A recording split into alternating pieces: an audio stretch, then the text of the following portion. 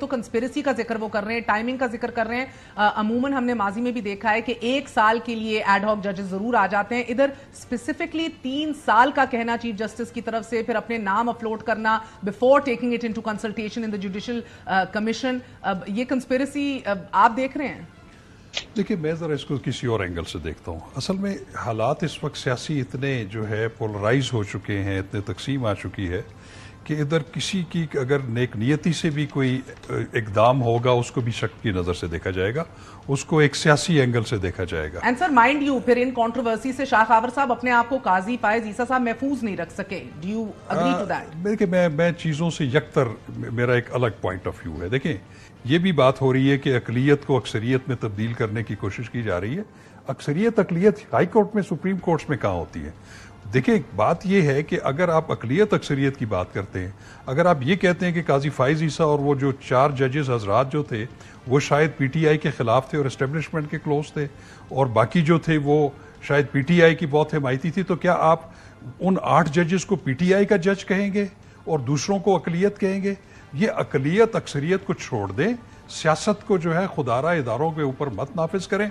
بات صرف سمپل سی ہے. میں آپ کو بتاؤں, جو ابھی سردار طارق مسعود صاحب کی جو بات ہے, میں آپ کو بتاؤں کہ ان کے دور میں جب تک وہ جج تھے وہ ایک فوجداری بینچ کو ہیڈ کرتے تھے اور وہ دن میں پتہ نہیں درجنوں کیسز ڈیسائیڈ کرتے تھے, اور ان کے جانے کے بعد ایک ویکیوم کریٹ ہو گیا کیونکہ اس وقت فوجداری کو ایکسپرٹ کوئی بھی جج اس وقت نہیں ہے. اور اسی کو مدنظر رکھتے ہوئے ہمیں 2-3 مہینے پہلے, یہ بلکہ 2-2.5 مہینے پہلے اس چیز کی ہمیں گونج سنائی دے رہی تھی کہ سردار طارق صاحب کو ریکویسٹ کی جا رہی ہے اور ججز کو بھی کہ وہ ایڈ ہاک جج کے طور پر آئیں اور بیک لاک ختم کریں. لیکن انفارچونیٹلی یہ جو لسٹ آئی ہے یا جو جوڈیشل کمیشن میں یہ تجویز آئی ہے وہ اس وقت آئی ہے کہ جب ایک ہمارا ملک تقسیم کا شکار ہے, اس میں ایک بظاہر نظر آ رہا ہے کہ سپریم کورٹ بھی تقسیم کا شکار ہے. میں یہ کہتا ہوں کہ اس کی ٹائمنگ کو انسیڈنس ہے, لیکن میں تو یہاں تک کہوں گا کہ یہ 4 نہیں, 8 نہیں, 10 ہائی کورٹ میں, سپریم کورٹ میں ایڈ ہاک ججز ہونے چاہیے. 58,000 سے زیادہ ہماری پینڈنسی ہے, اور ہمارا جو زیادہ ٹائم کنزیوم ہوتا ہے وہ پولیٹیکل نوعیت کے کیسز میں ہوتا ہے.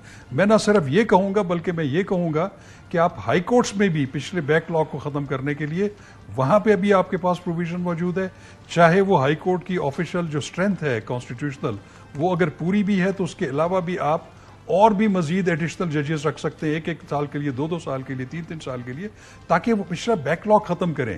لوگ بڑے پریشان ہیں, لوگوں کے فوجداری مقدمے, سزائے موت کے قیدی جو ہیں وہ پچھلے کئی سالوں سے جو ہیں وہ اپنے فیٹ کا انتظار کریں, اسی طرح سویلین مقدمے. تو میں یہ سمجھتا ہوں کہ اس کو ہمیں ریشنلی چیزوں کو دیکھنا ہے. اگر چلیں, میں یہ کہتا ہوں کہ اب آپ اس کو مؤخر بھی کر دیں, لیکن چلیں منصور علی شاہ صاحب چیف جسٹس آ جائیں, میں ان کو بھی ریکمینڈ کروں گا کہ اس بیک لاک کو ختم کرنے کے لیے ایڈ ہاک ججز بنائیں اور اس کو مشکوک نظروں سے مت دیکھیں. تو آپ کو ادھر ٹائمنگ میں کچھ کنٹروورسی نہیں نظر؟ نہیں, میں سمجھتا ہوں کہ اس میں کوئی بیڈ فیتھ نہیں ہے, گڈ فیتھ ہے. دیکھیں, اگر یہ اگر بیڈ فیتھ ہوتی اور اگر انہوں نے اپنی اقلیت کو اکثریت میں, مگر کیا آپ کو شاہ خاور صاحب آپ کو لگتا ہے کہ اس کے اوپر کوئی ایسی کنڈیشن لگانی چاہیے؟ بیکاز تمام بارز اٹھ کھڑی ہوئی ہیں. دیکھیں, بارز میں بھی تقسیم ہے. آج پاکستان بار کونسل وہ الگ ایک باری, دوسری دیکھیں انفارچونیٹلی بات یہ ہے کہ بار ایسوسییشن, بار کونسلز کو غیر جانبدار ادارہ سمجھا جاتا ہے, وہ بھی سیاسی تقسیم کا شکار ہے. اب میں آپ کو ایک آنیسٹلی بات بتاؤں, بات یہ ہے کہ اگر ان 4 جج صاحبان کو اس لیے لایا جا رہا تھا کہ وہ اپنی اقلیت کو اکثریت میں تبدیل کر دیں, تو وہ پھر 2 جج حضرات نے کیوں ڈکلائن کیا ان کو؟ وہ انہوں نے بونافائیڈلی ڈکلائن کیا, اور کیونکہ ایک جج صاحب جو ایک ٹرسٹ چلا رہے ہیں, دوسرے جو ہیں وہ بھی مصروف ہیں, اور انہوں نے یہ کہا ہے کہ ایڈ ہاک جج بننا جو ہے یہ آئینی ایک تقاضا ہے, آئینی طریقہ کار ہے, اس میں کوئی غلطی نہیں ہے. تو لہٰذا اس کو اتنی ہائپ کریٹ دینا میں سمجھتا ہوں. But sir I will present before you a little bit of a بیک گراؤنڈ ان کی ڈیٹیلز کا. شاہ خاور صاحب, آپ کنسیڈ کرتے ہیں کہ آپ خود بھی مانیں کہ یہ ہائیلی پولرائزڈ ماحول ہے, پھوک پھوک کے قدم رکھا جاتا, نہ کہ 4 نام آگے دے دیے جاتے, نہ کہ کنسلٹیشن کے بغیر یہ کام ہو جاتا, اور پھر حکومت ایک دم اس بینڈ ویگن پہ جمپ کر کے اون کر لیتی. ایک ایسی صورتحال میں جب حزب اختلاف کو بین ہونے کا خدشہ ہے, ریزرو سیٹیں اور اس فیصلے کے اوپر عمل درآمد نہ ہونے کا بھی خدشہ ہے, ایسی صورتحال میں یہ کام کرنا, اور آئے روز جب سیاسی کیسز عدالتوں میں لگ رہے ہیں. دیکھیے, میں آپ کو ایک بات بتاؤں, بات یہ ہے کہ جہاں تک آئینی پروویژن ہے وہ موجود ہے.